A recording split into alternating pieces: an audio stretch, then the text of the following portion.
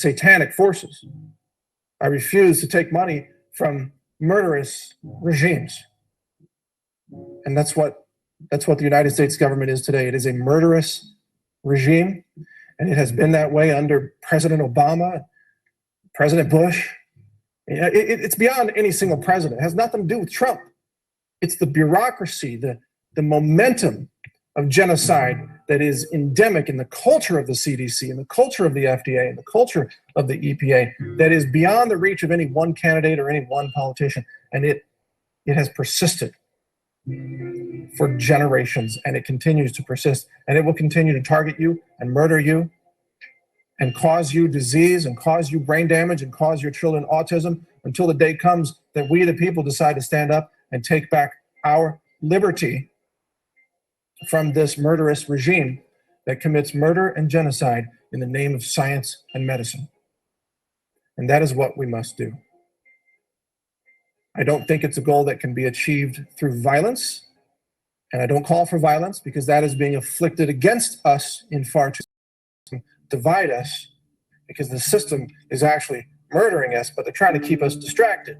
In the meantime, they want black and white to fight against each other in the streets, don't they? You better believe they do. They want you to not trust each other because they are the murderers. They, the system, they're murdering us all to one extent or another, but they want us to be too busy bashing each other over the head with baseball bats to pay attention to the real murder that's taking place on the bigger scale, the global scale of murder and genocide. Don't allow yourself to be distracted. Do not fall into the depths of racial hate for anyone.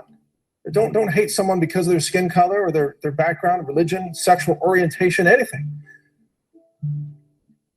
Understand that it's we, the people, versus the system of murder and genocide, the scientific dictatorship that has, in one way or another, targeted us all. So we, the people, must stand together, unified, regardless of our race, unified with the knowledge and awareness that we have a right to live. And we have a right to have families. And we have the right to know. I will continue to fight for humanity with every breath. To my last day, I will fight for humanity. And that means black people and everybody else. We are not separate. We are not at war with each other. The establishment is at war with us, regardless of our color. So understand that truth, and thank you for your time. Take care.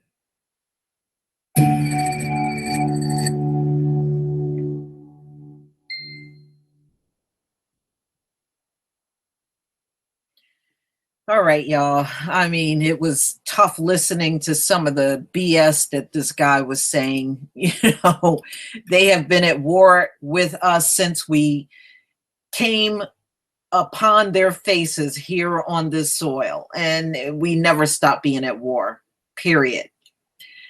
Number two, you know, our salvation in this fight is not going to be through a white man. Okay, you could best believe it.